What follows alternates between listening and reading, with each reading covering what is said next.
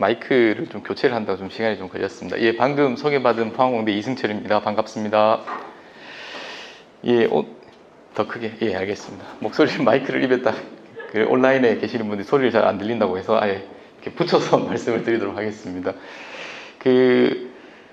전 발표에서 메타버스에 관련된 해서 저도 사실 이렇게 키워드는 많이 들었는데 그 디테일한 내용들을 오늘 이렇게 쭉 들어본 건 오늘 처음이고, 저는 뭐 그런 내용보다는 제목에서 보시는 것처럼 스마트 공장, 스마트 팩토리, 스마트 매뉴팩처링 관련되어서 인공지능, 데이터, 인공지능 이야기가 많이 나오고, 저는 그래서 그 인공지능 기술이 기계라고 해도 좋고 제조, 산업 다 좋습니다. 그래서 좀 적용을 좀 이렇게 관심도 있고 연구를 좀 해보면서 좀 제가 좀 고민스러웠던 문제들, 그리고 여러분들이 만약에 이쪽에 관심이 있고 이런 경험이 있으셨으면 공감하실 만한 내용들, 그리고 앞으로 이런 분야에 일을 하시거나 연구를 하실 예정이면 좀 미리 좀 이런 포인트들이 좀 중요하니까 좀 짚었으면 좋겠다 정도의 내용을 준비를 하였습니다. 그래서 인공지능 내용의 원리가 어떻고 그런 이야기는 전혀 할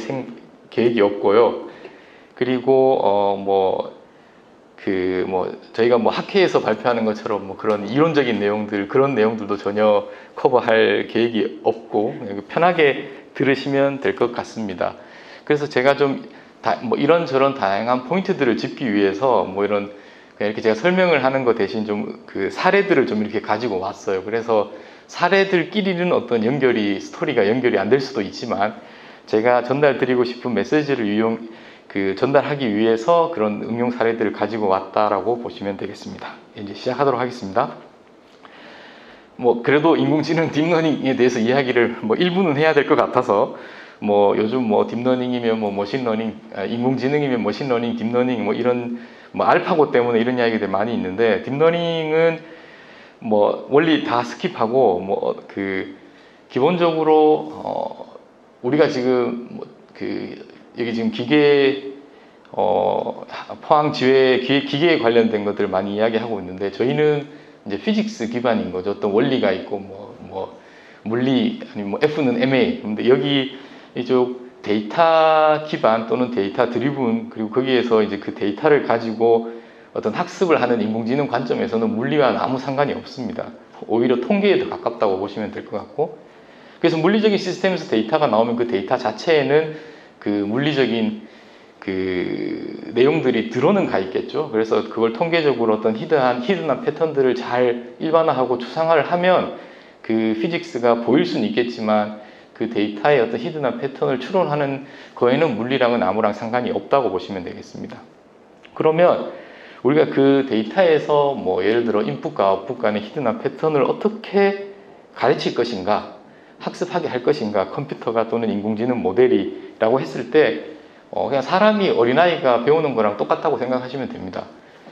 인풋을 보여주고 거기에 해당하는 아웃풋을 알려주면 됩니다. 근데 이걸 한두 번 하는 것이 아니라 무수히 많이 보여줘야겠죠. 그래서 지금 제가 동영상을 가지고 온 건 뭐냐 하면, 여기에 이제 숫자가 적혀 있고 요게 카메라입니다. 그리고 여기에 이제 인공지능 학습된 알고리즘이 인베디드 되어 있는 그냥 인베디드 시스템 또는 마이크로 컨트롤러 또는 라즈베리 파이라고 생각하시면 될 것 같아요. 그래서 버튼을 누르면 이제 카메라를 찍고 그 카메라가 그 이미지가 될 테니까, 이미지 타입의 형태가 인풋으로 들어왔을 때 그 이미지의 숫자가 예를 들어서 0에서 4 사이 어떤 건지를 레커그니션 하거나 클래시피케이션 하는 예제로 보시면 되겠습니다. 그래서 버튼을 누르면 4라고, 지금 여기 7 세그먼트를 보면 4라고 맞추는 걸 볼 수 있고, 8도 마찬가지고 6도 마찬가지고,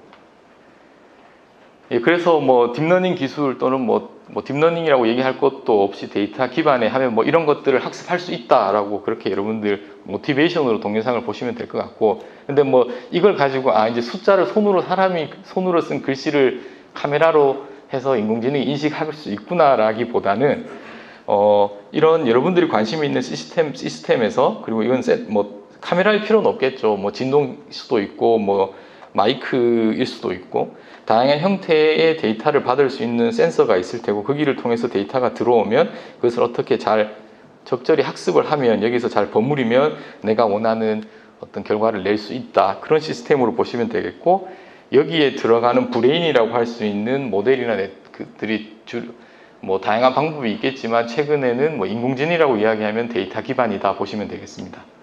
그럼 뭐 이미지만 할 수 있느냐? 그런 것은 아닙니다. 이건 뭐 방법론은 그 지도학습으로 인풋과 아웃풋이기 때문에 데이터의 형태는 바뀌어도 방법론은 전혀 상관이 없다고 보시면 될 것 같고, 그래서 제가 너무 이미지적인 것만 포커스를 하지 않기 위해서 반대로 좀 사운드에 대한 것도 가지고 왔습니다. 그래서 여기에 녹색과 빨간색 버튼을 누르면 어떤 소리가 이렇게 스피커에서 날 거예요. 그러면 이렇게 선이 연결되어 있지 않은 상태에서 마이크에서 그 소리를 받아서 그것이 빨간색에 해당하는 소리인지 녹색에 해당하는 소리인지를 들려드리도록 하겠습니다. 녹색 버튼을 누르면 녹색으로 맞추고 빨간색으로 맞춥니다. 뭐 제가 틀린 동영상을 가져오진 않았겠죠.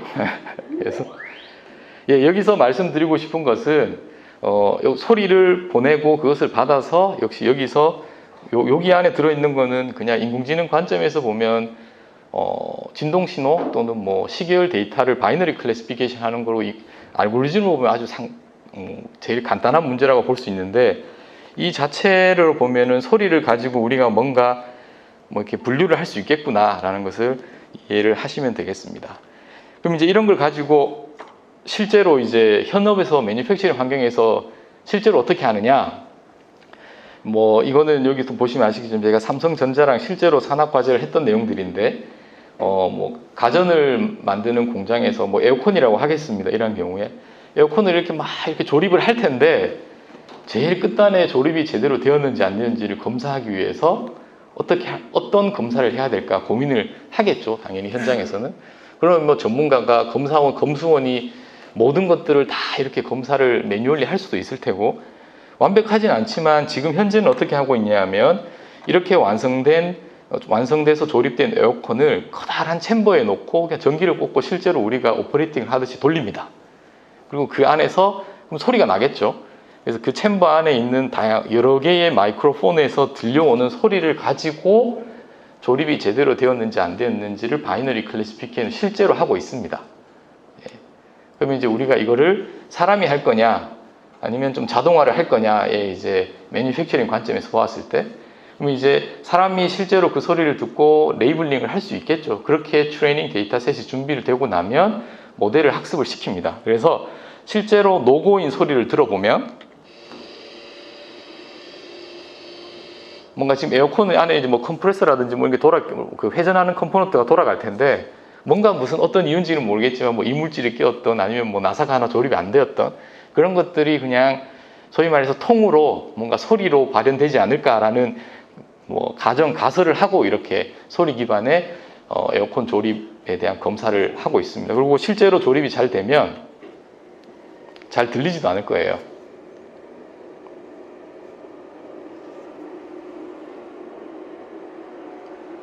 이렇게 해서 뭐 양품과 분량에 대한 바이너리 클래시피케이션을 실제로 현업에서 뭐 이건 검사단이라고 보시면 될 것 같습니다. 이렇게 쓰이고 있고, 여러분들이 그 제조 환경 속에서 인공지능이 적용된 사례들을 뭐 기사를 많이 보고 계실 거예요. 근데 뭐 제가 뭐 일반화하기는 좀 그렇지만 산업 전반에 뭐 특히 제조 환경 쪽에서 매니팩처링 관련된 성공 사례라고 하면 대부분 이런 시나리오라고 생각하시면 될 것 같습니다. 지도 학습의 형태의 인풋과 정답이 동시에 주어지고 그걸 열심히 데이터를 모은 다음에 그걸 인공지능에 보여주고 그 패턴을 학습하게 하고 물리와 전혀 상관없이 그것을 기반으로 해서 뭐 진단을 한다든지 양품 분량을 판단을 한다든지 그런 어플리케이션이 주를 이룬다고 보시면 크게 무리가 없을 것 같습니다. 그렇게 해서 그럼 이제 뭐 제가 이제 데모는 다 보여드렸어요. 그래서 이제 지식의 제목을 좀 거창하게 지식의 축적 과정이라고 했는데, 제가 뭘 말씀드리고 싶으냐면 우리 어릴 때 뭐 국어 시간에 이런 내용, 뭐 연역적인 사고방식, 귀납적인 사고방식 이런 말들 많이 들어봤을 겁니다, 아마. 그래서 뭐 우리가 열심히 뭐 수학 시간이든 과학 시간에 배웠던 것들이 결국은 연역적인 사고방식을 어떻게 논리적이고 체계적으로 하느냐를 많이 배웠었다면, 뭐 수학, 논리, 과학, 뭐 개념, 철학 이런. 근데 지금 저희가 말하고 있는 뭐 데이터 기반의 인공지능은 그거와는 어떻게 보면 결이 다르고 반대라고 보시면 될 것 같아요. 그냥 기납적인 거예요. 근데 기납적인 거지만 우리가 보통 기납적이라 그러면 항상 성급한 일반화의 오류를 범할 수가 있잖아요. 그걸 근본적으로 피할 수는 없지만 가능한 한 많은 데이터를 보여주면 이러한 오류를 최소화할 수 있지 않을까라는 희망, 그리고 요즘 소위 말하는 딥러닝들은 알고리즘적으로 이런 것들을 최소화하기 위해서 좀 더 스마트하고 그런 그 취지라고 보시면 되겠습니다. 그러면 이제 뭐 다 이해를 했고, 이제 우리 입장에서 뭐 우리를 예를 들어 제조 현장이라고 생각을 하겠습니다. 그러면 기존에 하던 방식으로 할 수도 있고 데이터 기반으로 한번 시도를 해볼 수도 있을 텐데 그 문제 해결 방식이 좀 변화가 생기게 돼요. 이제 요 포인트가 제가 좀 강조를 하고 싶은 건데, 그러니까 좀 극단적으로 이야기를 하면 연역적인 방법으로 하기 위한 내가 가지고 있는 이 시스템에 대한 이해와 경험과 도메인 날리지와 물리 기반 어떤 화학 기반이 아니라 인공지능 모델이 잘 학습할 수 있는 좋은 퀄리티의 양질의 많은 데이터를 모으는 게 중요해졌습니다. 그러니까 이쪽 데이터 드리븐 방법으로 문제를 프로블럼 솔빙을 해보려고 시도를 했을 경우에는, 그러면 또 좀 다르게 이야기하면 사람이 똑똑할 필요가 있는 게 아니라 인공지능은 똑똑하니 그 똑똑한 인공지능이 똑똑하게 하기 위해서 그 재료가 되는 데이터를 사람이 열심히 모아야 되는, 제가 그래서 문제 해결 방식에 좀 변화가 있어야 된다는 포인트로 좀 강조를 드리고 싶습니다. 자, 그래서 이제 산업인공지능, 잠시만요. 채팅이 소리가 너무 끊겨서 들립니다. 제가 마이크를 딱 붙이고 또 하겠습니다. 이제 인공지능을 산업에 적용하기 위해서라고 했을 때 뭐 산업에 적용된 예를 몇 가지를 보여드리긴 했는데, 어떻게 이런 그 모티베이션을 좀 가지고 할까라고 생각하다가 이런 걸 한번 가지고 와봤습니다. 여러분들 뭐 이거 이제 축구 경기인데 실제로 그 K리그예요. 실제로예요. 그래서 카메라를 설치를 하고 여기 보시면 동영상을 보여드릴게요. 실제로 공을 실시간으로 영상의 이미지를 가지고 공의 위치를 트래킹을 할 수가 있습니다. 인공지능 기술에서는 이게 이제 신기한 게 아니에요. 다 가능해요. 그러면 축구 경기에서 이제 뭐 여기는 뭐 지금 제가 보여드린 예시는 공이긴 하지만 뭐 사람도 다 트래킹 할 수 있다고 치고, 그런 이제 인공지능 기술들이 구현이 되고 어렵지 않다는 가정하에 이걸 어디에 써먹을 수 있을까요? 어디에? 어떤 응용에 여러분들이 좀 생각해 볼 수 있겠습니까? 공의 위치를 실시간으로? 그러면 뭐 여기 그래서 제가 그냥 바로 제가 질문하고 제가 다 대답하고 하겠습니다. 좀 그냥 우스개로 이제 이게 뭔지 한번 뉴스가 있는데, 스코틀랜드 이모리그 경기에 야심차게 AI 중계 카메라가 동원됐습니다. 자동으로 공간 쫓아다니게 설정. 이제 공의 위치를 실시간으로 파악할 수 있으니까 이제 우리 축구 경기를 하려면 이제 카메라맨이 이제 항상은 아니겠지만 축구공이 그 카메라에 어느 정도 중간에 위치하게 이렇게 계속 실시간으로 매뉴얼리 트래킹을 하고 있을 텐데, 공의 위치를 알면 이제 자동으로 뭔가 할 수 있을 거라는 어떤 그런 느낌이, 뭐 기술적으로는 정확하게 설명을 안 드리겠지만 이게 가능할 것 같아요. 그래서 뭐 좀 더 극단적으로 얘기하면 카메라맨이 없어지고 자동화한다든지, 아니면 뭐 카메라맨이 뭐 없어지는 건 좀 그러니까 옆에 서 있고 대부분 AI가 자동으로 오퍼레이팅을 하고, 뭐 불확실적인 상황이 되면 이제 그 전문가가 뭐 이렇게 어시스트를 하던, 충분히 이런 가능한 시나리오가 될 것 같아요. 그래서 이렇게 실제로 여기 아까 뭐 스코틀랜드에서 적용을 했습니다.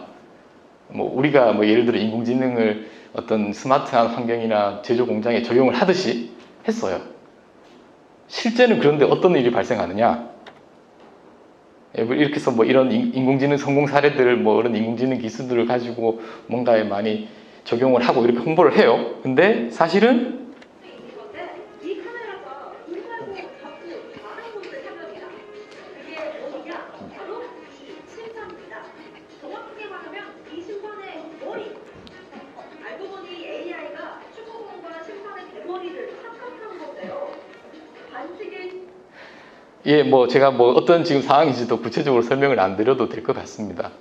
근데 이걸 좀 지금 이제 뭐 축구 경기고 뭐 우리로 치면 하나의 해프닝으로 이런 걸 듣고 웃는데, 이런 거를 기대하지 못하고 이런 걸 예상하지 못하고 여러분들이 관심 있는 또는 여러분들의 제조 환경에 뭔가를 인공지능을 설치했는데 봤더니 이런 일이 일어나 버리면 이런 일이 일어나면 안 되죠. 우리는 뭐 산업인공지능이라는 표현을 했을 때 이런 불확실성을 최소화해야 됩니다. 사실은.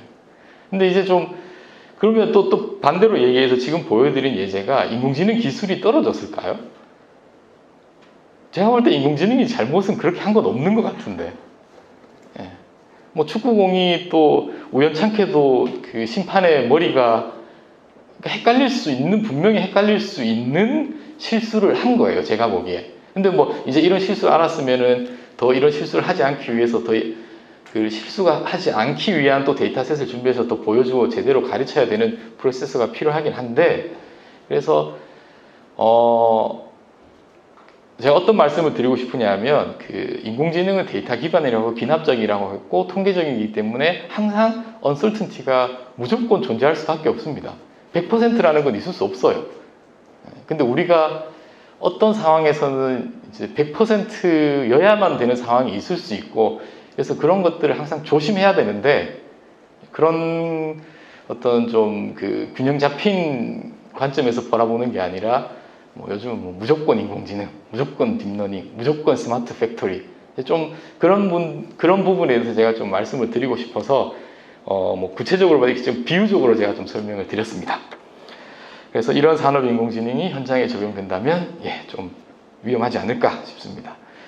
자, 그래서 이제 지금까지 여기가 서론이었고 이제 본론을 좀 하면 산업 인공지능을 제대로 활용하기 위해서라는 제목으로 6가지를 제가 이렇게 좀 가지고 왔습니다. 그래서 뭐 쭉쭉쭉 있는데 뭐 제가 생각하는 좀 이런 부분들을 좀 조심해야 되지 않을까라고 해서, 제가 생각하는 오디언스는 한 번이라도 본인이 뭐 그 인공지능 데이터를 가지고 인공지능적으로 뭔가를 한번 해본 경험이 있으신 분들은 좀 여기에 좀 공감을 하지 않을까라고 생각합니다. 그럼 첫 번째부터 한번 보죠. 입출력 데이터 형태의 변화, 변형. 이게 무슨 이야기냐? 이걸 이 내용을 설명드리기 위해서 이런 예시를 하나 가지고 왔습니다. 그래서 이 예시에 대해서는 뭐 크게 여러분들이 관심을 가지실 필요는 없어요. 지금 뭐 어떤 예시로 요걸 제가 좀 설명드리고 싶으냐면, 그 어코스틱 소스 로컬라이제이션인데 뭐냐면, 소리가 여기서 뭐 예를 들어 여기에 스피커가 있다고 치죠. 그럼 소리가 삐 날 텐데 우리가 어떤 마이크에서 그 소리를 측정을 해서 그 스피커가 어디에 있는지를 알고 싶다고 하죠.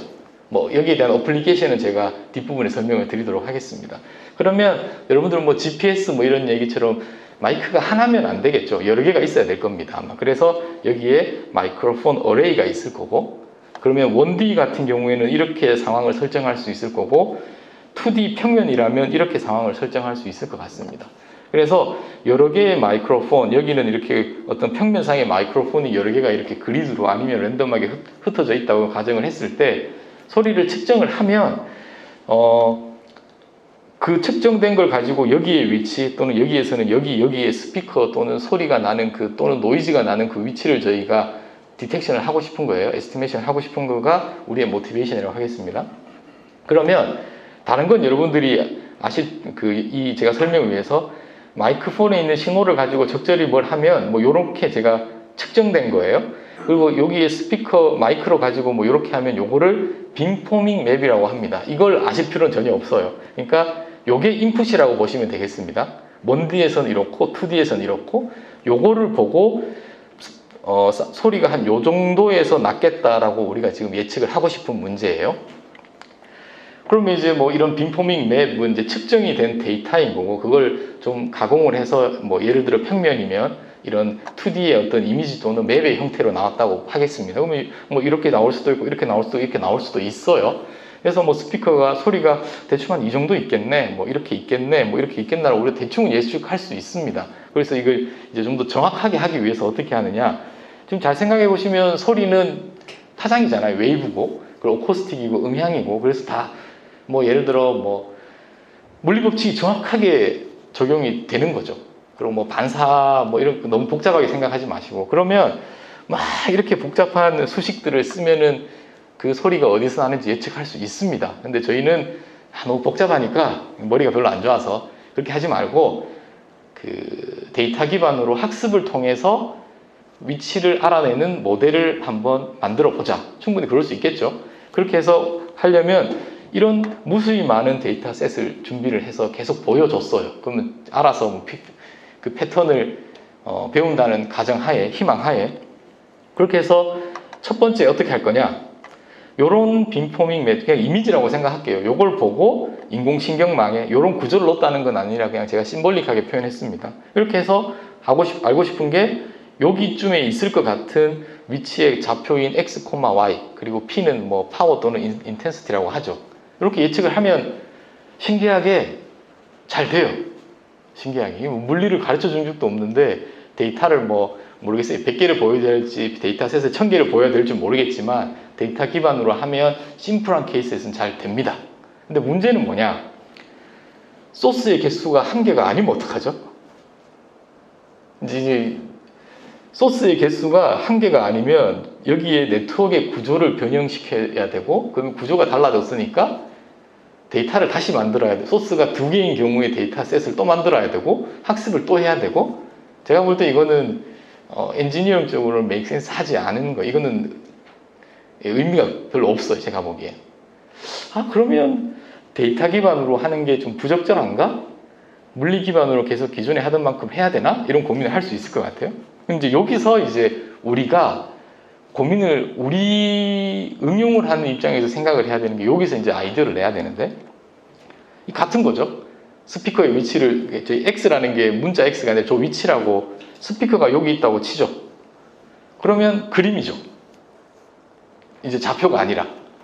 근데 저 그림인데 그냥 흰색 바탕에 얘만 있으면 좀 그러니까 뭐 요렇게 좀 어차피 이게 스피커가 이렇게 방사로 이렇게 할 테니까 좀 뭐 벨 쉐입이나 어떤 가우시안에 같은 거를 이렇게 씌우고 그걸 위에서 봤다고 그냥 가정을 하죠. 뭐 소리가 크면 여기가 뭐 더 빨갛게 보일 거고 많이 뭐 퍼지면 이게 뭐 원이 더 커질 테고 그렇게 우리가 x, y에서 여기로 바꾸고 여기로 등가적으로 바꿀 수 있을 겁니다. 여기서 근데 키 아이디어는 뭐냐면 기억하셔야 될 것은 정보를 새로 만든 건 아니에요. 똑같아요. 입력과 여기서는 이제 아웃풋이죠. 아웃풋에 이퀴벌런트한 트랜스포머를 통해서 형태만 바꾼 겁니다. 형태만 바꾸면 무슨 일이 일어나느냐? 요걸 인풋이라고 이건 같은 거예요. 그리고 네트워크를 뭐 중간에 뭐 그림은 멋있어 보이는데 학습을 위한 네트워크를 넣었다고 하죠. 그러면 어떻게 되느냐 하면 이미지가 들어가서 이미지가 나오는 걸 학습하는 모델이 된 겁니다. 됐죠? 이제는 뭐 좌표 뭐 이런 거 아니에요. 그냥 이미지가 들어가면 이미지가 나오는 거예요. 그러면 갑자기 뭐가 되느냐? 소스가 3개여도 이미지가 들어가서 이미지가 나오는 문제가 됩니다. 소스의 크기와 상관이 없이 제너럴하게 모델이 만들어진 거예요. 네트워크를 변화시키지 않고도 입력과 아웃풋의 형태를 우리가 우리 문제에 맞게 잘 변형함으로써 그래서 이런 부분이 우리가 이제 인공지능을 적용을 할 때 내가 가지고 있는 기존에 가지고 있는 데이터의 형태 그리고 내가 원하는 어떤 목적성이 있고 방향성을 끌어갈 때 이 부분들을 어떻게 바꿀 수 있는지에 대한 아이디어를 잘 쓰시면 뭐 좀 좋은 결과가 나올 때도 있지 않을까 해서 이 예제를 가지고 왔습니다. 그렇게 해서 뭐 보면은 잘 돼요. 신기하게 이렇게 저도 뭐 어떤 엔지니어링 쪽 미케니컬 쪽 백그라운드를 가지고 있어서 이게 잘 되는 거에 대해서 눈으로 봤으니 잘 되는 것 같은데 뭐 하여튼 그렇습니다. 그래서 뭐 개수가 달라져도 위치가 바뀌어도 어느 정도 학습 기반으로 어느 정도의 성능을 내는 데는 크게 무리가 없겠구나라는 것을 저희가 확인을 했고 근데 여러분들 지금도 여기서 기억하셔야 될 것이 물리 들어간 거 아니에요. 물리하고 아무 상관없습니다. 그냥 데이터 드리븐이에요. 그걸 꼭 언급해 드리고 싶고 그 다음에 이제 두 번째로 문제를 잘 풀기 위해서 도메인 지식 기반의 전처리를 잘하거나 또는 구조 설계를 잘 해야 된다. 이게 무슨 이야기냐? 지금까지는 2차원 문제를 풀었어요. 평면을. 요건 원으로 보이지만 평면에서 마이크로 어레이가 있는 겁니다. 근데 이제 일반적으로 평면이 아니라 우리는 3차원 상에 살고 있으니까 이제 2차원에서 3D로 문제를 확장해서 한번 풀어보죠. 그러려면 이제 사람이 여기 있고 스피커가 이제 우리 주위에 있어야겠죠. 그런 환경을 해서 스피커를 평면에 붙인 게 아니라 구면에다가 마이크를 붙였습니다. 그리고 평면 스피커가 이 밖에 있다고 치죠. 이제 상황 이해가셨죠? 이제 3D 문제를 풀고 싶은 거예요. 그래서 소리가 어느 방향에서 소리가 나는지를 맞추고 싶다고 하겠습니다. 그러면 제가 말씀드렸던 빔포밍 맵이라는 게 뭐 어떻게 그런 여러분들 신경 전혀 안 쓰셔도 되고 2차원에서는 평면이고 3차원에서는 구면의 형태로 보이게 될 거예요. 뭔가 비슷하게. 그러면 역시나 마찬가지로 이런 스피리컬한 서피스에 있는 빔포밍 맵이 스피커가 여기 있었다고 치고 그러면 똑같은 아이디어로 제가 말했던 그 타겟 맵이라는 그 이미지를 이렇게 표현을 하면 요게 인풋이고 요게 아웃풋이 되는 거죠. 그러니까 또 그냥 그림 대 그림인데 이게 그 그림이 평면에 있는 게 아니라 구면에 있는 거예요. 3차원 문제를 풀려면 여기까지 좋습니다. 근데 문제는 저는 구면을 어떻게 인풋으로 넣어야 되는지를 몰라요. 우리는 아직까지. 그래서 기존에 있는 방법을 그대로 쓰고 싶으면 어떻게 해야 되느냐. 얘를 지구라고 치면 이걸 맵인 거죠. 이렇게 펼치면 되잖아요. 2D, 그러니까 삼각형의 이미지로 바뀌겠죠. 그러면 인풋에 빔포밍 맵을 펼치고 여기 있는 타겟 맵을 펼치고 그러면 삼각형 지도가 됐으니까 기존에 제가 첫 번째 2D에서 썼던 네트워크를 쓰면은 예측이 될 겁니다. 그럼 이렇게 하면 되겠네 라고 생각을 했어요. 근데 잘 들여다보면 얘를 펼치면서 적도 주변은 상관이 없지만 극으로 갈수록 디스토션이 생기겠죠. 왜냐하면 이건 넌리니어 매핑을 하게 되는 거니까. 그래서 이거는 어떻게 보면 이퀴벌런트하게 정보가 그대로 간 게 아니라 왜곡이 돼서 가게 되는 겁니다. 이게 좀 일단은 찝찝해요. 그렇지만 일단 우리가 아는 게 요거밖에 없으니까 요거를 하면 그렇지만 성능이 좀 떨어지겠다는 걸 예상을 할 수가 있고 그래서 이제 고민을 하는 게 여기는 좀 디테일한 내용인데 여러분들이 크게 신경을 안 써도 될 것 같고 그 이미지를 가지는 그 컨볼루션, CNN 계열의 컨볼루션을 좀 이 문제가 디스토션이 생긴 거를 그걸 또 방지할 수 있는 걸 좀 그 안에 뭐라고 해야 될까요? 그 기저를 좀 집어 넣어야 되는데 그래서 커널의 패턴을 좀 바꾸고 여기에서 보시면 예를 들어 이쪽 끝 여기 이 맵에서 여기는 사실 끝인데 없지만 실제로는 우리가 구형인지 아니까 여기에 있어야 될 게 여기에 있어야겠죠. 이런 어떤 우리가 매핑을 통해서 생기는 디스토션을 반대로 오버컴할 수 있는 거를 네트워크에다 집어넣어야 돼요. 이건 어쩔 수 없습니다. 이렇게 집어넣었다고 치죠. 그리고 그 그리드도 컨볼루션 커널도 적도 부분에서는 이렇게 생겼겠지만 극지방으로 갈수록 이렇게 이퀴벌런트하게 뭔가 좀 벌어져야 된다라는 것을 저희가 생각할 수 있겠죠. 그렇게 해보면 요게 인풋이고 요게 정답지입니다.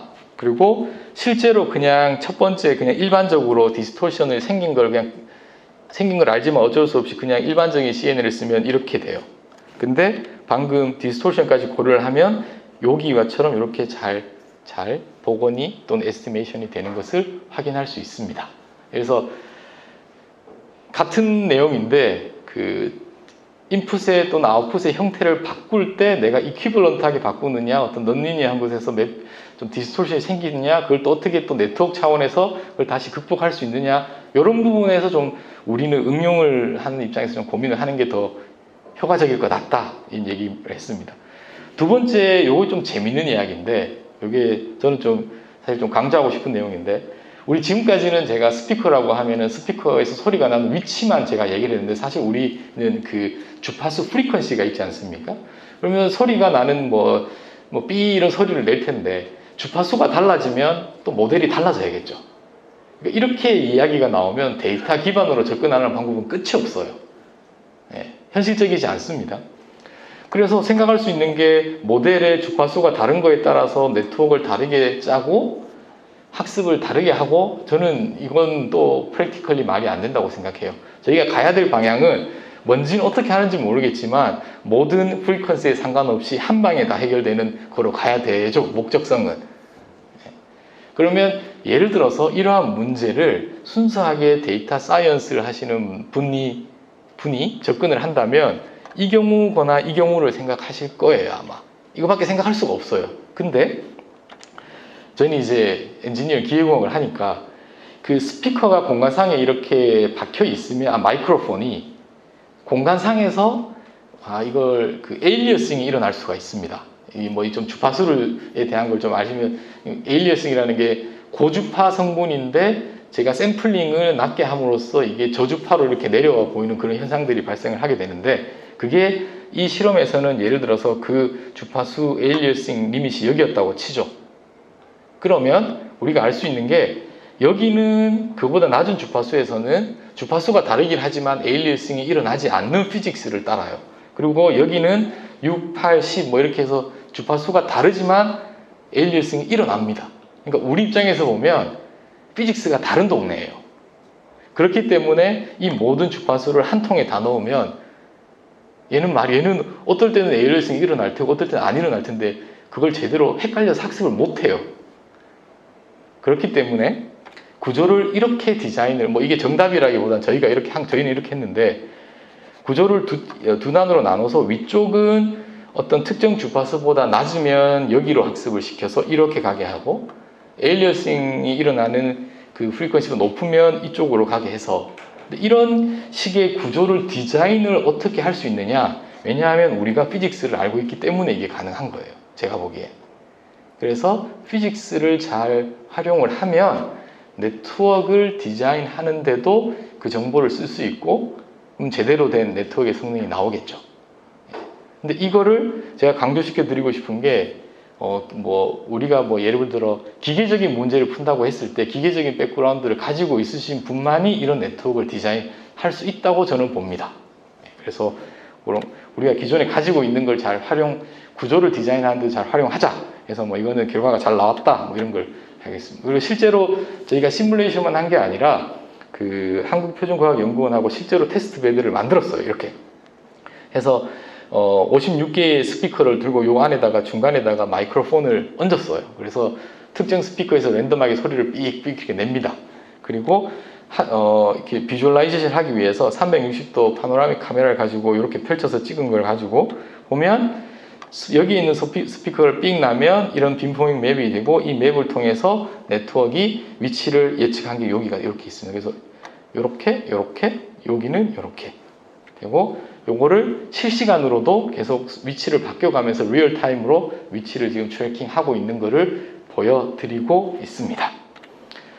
자, 이런 걸 가지고 이제 소리가 나는 위치를 우리가 파악을 하면 어디에 써먹을 수 있을까라는 게 이제 어플리케이션을 좀 고민을 해야 되는데 지금 저희가 생각하고 있는 건 뭐냐 하면 지금까지 보여드렸던 것은 평면이고 3차원이긴 하지만 결국 그 소리가 나오는 소스는 포인트 소스였잖아요. 하나의 포인트였습니다. 근데 여러분들 공부를 좀 해보시면 이제 그걸 라인으로 하려면 선으로 하려면 포인트가 그냥 무수히 컨티뉴어스 연결된 거죠. 그렇게 생각하시면 됩니다. 그래서 어떻게 할 거냐? 큰 판에다가 여기 뒤에서 소리를 뿡 내요. 그러면 만약에 이 판에 어떤 크랙이 홈이 있거나 크랙이 있다고 하면 소리가 여기는 지나가겠죠. 그럼 여기가 어떻게 동작하냐 하면 스캐터링 웨이브라고 해서 소리는 확 크기는 작아지겠지만 여기가 하나의 포인트 소스로 동작을 하게 될 겁니다. 여기는 라인 소스로 동작을 하게 될 거예요. 어쿠스틱 웨이브가. 근데 우리는 그거의 위치를 에스티메이션 할 수 있잖아요. 그러면 뭘 하느냐? 한 방에 이런 큰 플레이트가 있을 때 뒤에서 스피커로 소리를 뿡 쏴서 이쪽에서 이런 마이크로 어레이를 통해서 크랙의 위치라든지 쉐입이라든지를 에스티메이션 할 수 있는 어플리케이션을 지금 진행하고 있습니다. 이렇게. 또 더 나아가서 어떤 걸 하느냐 하면 이런 어떤 형태의 플레이트일 필요는 없어요. 강판이 있으면 이게 이제 바이브레이션을 할 텐데 우리가 관심 있는 게 바이브레이션을 하면 바이브레이션 모드가 어떻게 되는지 공진이 어떻게 되는지 그런 것들 좀 관심이 다이나믹스를 하는 부분이 좀 있습니다. 그럼 실제로 그걸 하려면 각각 어떤 특정 위치에다가 가속도라든지 진동 센서를 이렇게 포인트 와이즈로 달거나 아니면 레이저 바로미터를 가지고 이렇게 쭉 스캐닝을 해야 돼요. 또 역시나 마찬가지로 엔지니어링 관점에서 봤을 때는 좀 프랙티컬하지 않다라고 저는 좀 보고 있습니다. 그래서 이거를 non 컨택트하게 한 방에 어떻게 해결할 수 있을까? 당연히 고민스럽겠죠. 어떻게 지금 생각하고 있는 건 여기가 이제 바이브레이팅이나 또 공진을 하면 오실레이팅을 할 테고 아니면 그 임팩트를 줘서 임펄스 리스폰스를 보면 여기에 얘가 프리퀀시가 훨씬 낮긴 하지만 그 플레이트가 오실레이팅 하니까 프레셔 웨이브가 제너레이트 될 테고 걔를 픽업할 수 있다면 이 어쿠스틱 웨이브가 그걸 가지고 모달 어널리시스를 하고 모달 디컴포지션을 할 수 있지 않을까라는 어플리케이션을 지금 고민을 하고 있습니다. 자, 여기까지가 이제 10분이 남았는데 이제 3번을 하고 있습니다. 설명 가능한 인공지능에 대해서 좀 보도록 하겠습니다. 제가 지금까지는 인공지능 내부가 어떤 뭐 원리가 어떻게 되고 안에 무슨 일이 일어나고 있는지에 대해서 전혀 설명을 드리지 않았고 인풋하고 아웃풋 보여주고 알아서 그 관계성을 파악할 거다라는 희망, 그리고 실제로 잘 파악을 하고 있고 어느 정도는. 근데 이제 좀 더 우리가 좀 고민을 해봐야 될 게 인공지능은 왜 잘 동작하느냐 아니면 어디를 주목해서 보고 있느냐라고 한번 따져보겠습니다. 왜냐하면 뭐 이런 예시가 있으면 7하고 9가 있는데 얘를 이제는 보여주면 인공지능 7이라고 하고 얘를 보여주면 9라고 해요. 이제 뭐 바이너리 클래시피케이션은 뭐 그냥 뭐 이제 일도 아닙니다. 근데 이제 뭐 그건 이제 하는 줄 알겠고 어떤 거냐면 얘가 너가 9를 9라고 판단을 했으면 주로 어디를 많이 쳐다보는지가 궁금하겠죠? 7과 9를 구별하기 위해서. 그래서 그 많이 쳐다보는 부분을 좀 붉은색 계열로 하이라이트를 하라고 했더니 이렇게 나왔어요. 근데 여기서 이제 여러분들이 이제 이 결과로만 보면 한 요 정도의 7하고 9하고 7은 없고 9는 있으니까 여기를 많이 보고 얘가 가장 시그니피컨트하게 그 두 개의 인풋에서의 차이가 있는 부분들을 많이 이렇게 와칭을 하라고 배운 거죠. 제가 저기를 쳐다보라고 인공지능한테 얘기한 적은 한 번도 없습니다. 그냥 이건 7이고 이건 9야 계속 보여준 것 뿐이죠. 어디를 주목하라고 얘기한 적은 없고 클래시피케이션이라는 태스크를 진행하면서 인공지능이 스스로 깨달은 거예요. 저 정도의 저쪽에 중요한 정보가 많이 모여 있구나, 주목되고 있구나, 어텐션이 되는구나라는 것을 스스로 깨달은 겁니다. 그래서 뭐 직접적이지는 않지만 간접적으로 네트워크가 어디를 많이 주목하고 있는지를 알 수 있고 비주얼라이제이션 할 수 있기 때문에 이것을 뭐 설명 가능한 인공지능, 뭐 explainable AI 뭐 이렇게 사람들이 많이 이야기를 하고 있습니다. 이걸 가지고 우리는 실제로 어떤 어플리케이션을 썼느냐? 이제 뭐 포스코에서 이제 스틸의 서피스 디펙트가 있을 텐데 지금 예시가 가져온 거는 예를 들면 6가지 이렇게 서로 다른 형태의 디펙이 있다고 하죠. 그러면 이미지고 클래스가 다른 6개의 이미지가 인풋으로 들어가는 6 클래스 클래시피케이션 문제입니다. 잘 돼요. 아무 문제 없어요. 그래서 이러한 새로운 실시간으로 측정된 데이터를 이밸류에이션을 하면 뭐 패치, 뭐 인클루전 이렇게 다 스크래치 클래시피케이션 한 건 문제 없어요. 여기에다가 비주얼라이제이션, 설명 가능한 기법을 쓰면 뭐까지 다 할 수 있느냐? 이렇게 빨간색으로 하이라이트를 해줍니다.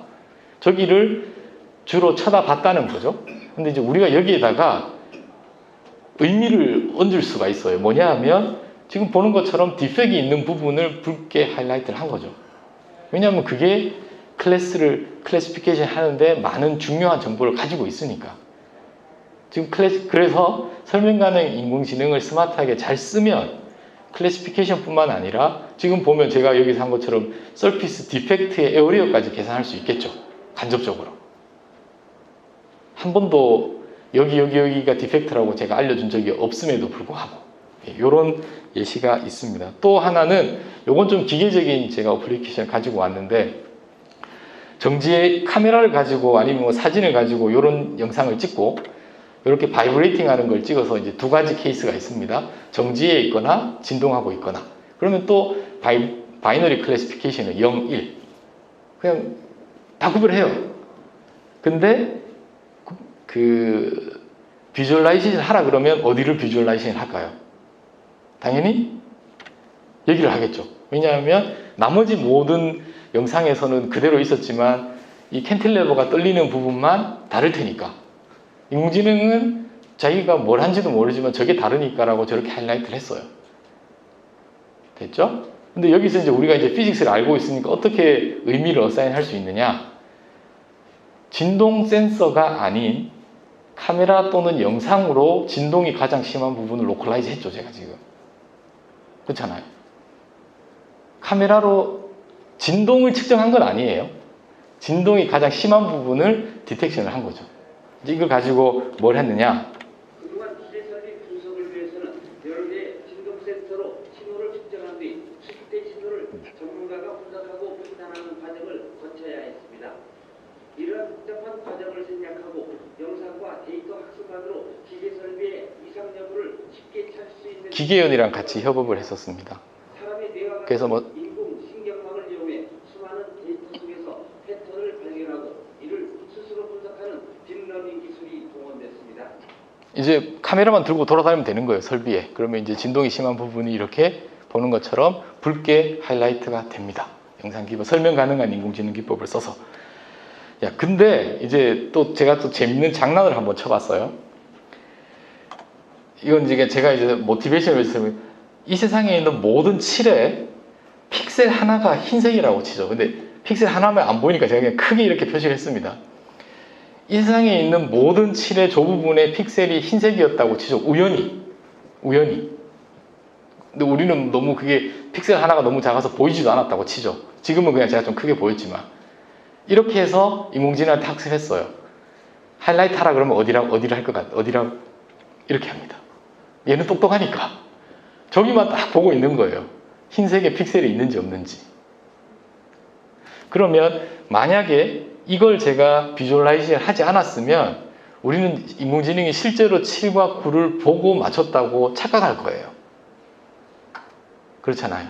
그래서 이렇게 비주얼라이제이션을 해야 되는 이유가 그 디버깅을 하는데도 중요합니다. 실제로 얘가 제대로 정말 우리가 보고 싶어하는 부분을 보고 학습을 하고 있는지에 대한 것을 꼭 하기 위해서 이렇게 한번 꼭 뭐 저희는 이제 이걸 찍어본다 그러는데 꼭 찍어봐야 되는 목적도 있습니다. 현장에서 사실 이런 룰을 좀 범하기가 쉽죠. 그래서 이런 얘기도 좀 했습니다. 정말 5분밖에 안 남았는데, 그래서 우리가 인공지능 결과의 내부를 들여다보지 않으면 속을 수 있다, 뭐 이런 얘기를 했습니다. 또 재밌는 이야기를 하나 하고 하겠습니다. 이건 뭐냐 하면 인공지능에게 영상을 보여주고 동시에 소리를 들려줘요. 이 경우는 뭐냐 하면 이 영상과 차 소리를 들려줬습니다. 뭐 예를 들어 붕붕붕 하는 소리를. 그리고 이건 뭐냐 하면 이 영상과 기차 소리를 동시에 들려줬어요. 소리가 어디에서 나는지는 알려주지 않았습니다. 됐죠?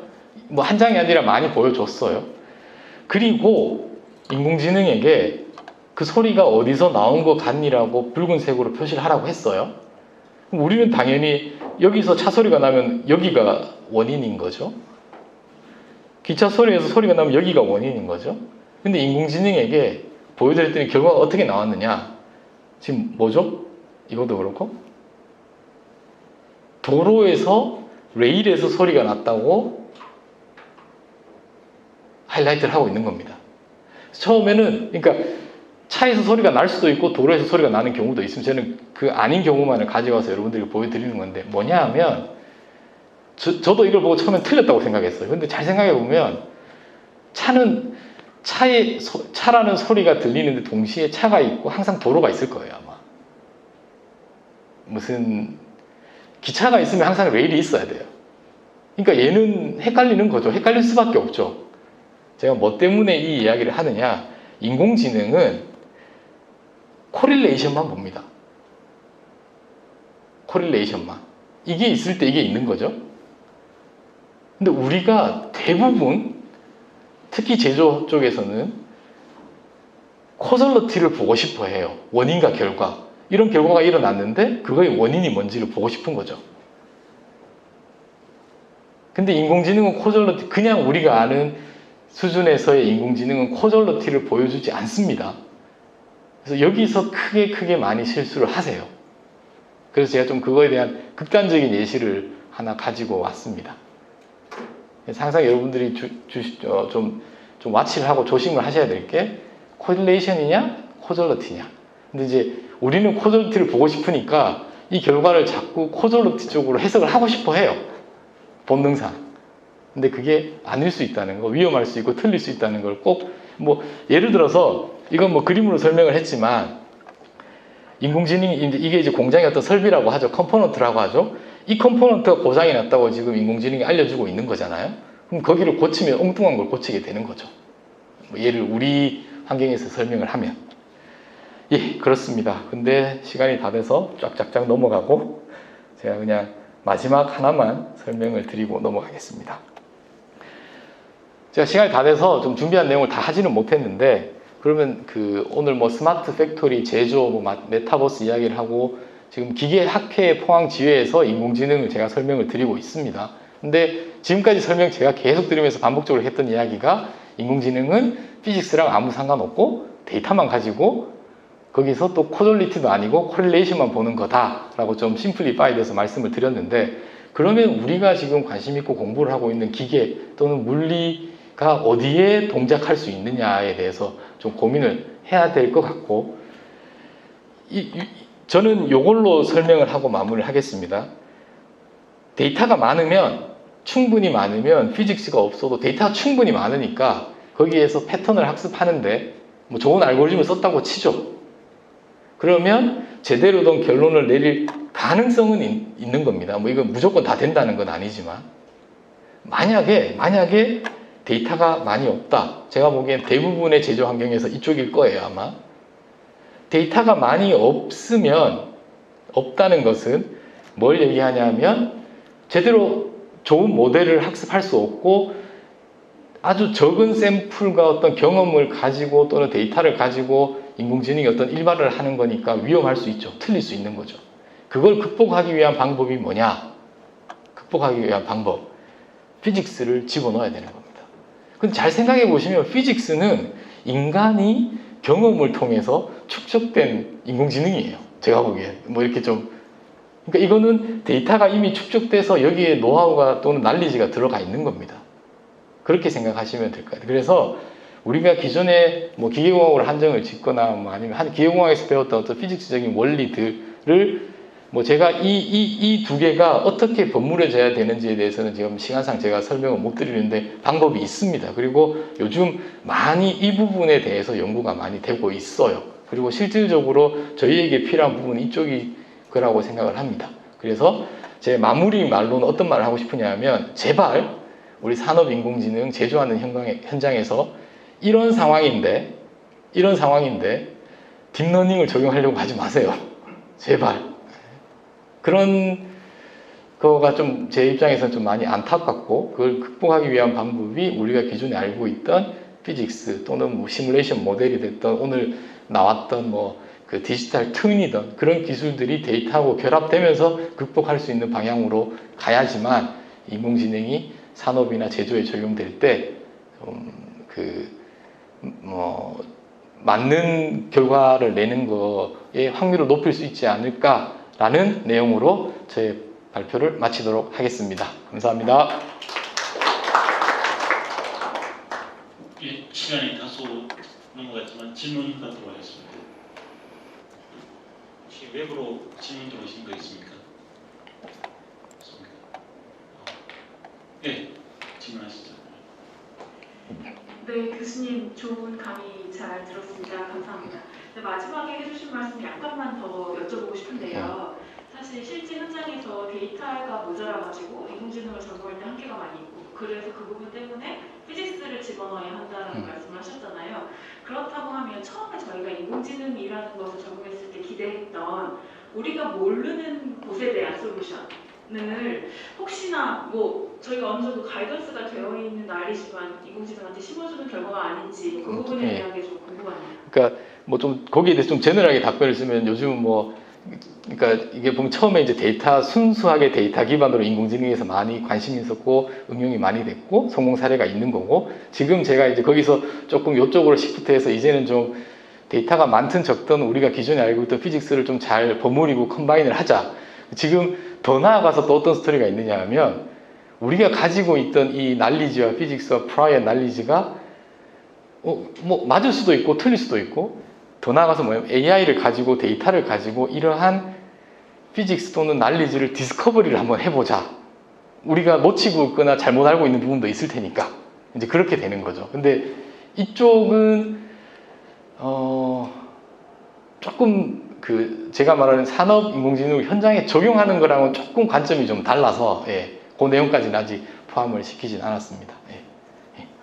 지금 이게 마지막 슬라이드인데 제가 여기서 하고 싶었던 말은 뭐냐면 스마트 팩토리, 스마트 매니팩처링, AI 팩토리 다 좋습니다. 뭐 AI X 뭐 이런 얘기 많이 하는데 주인공은 AI가 아니라 팩토리다. 자꾸 스마트 팩토리에서 자꾸 스마트 또는 AI가 자꾸 주인공이 되는 안타까운 그것 때문에 제가 이 마지막 슬라이드를 준비를 했습니다. 예.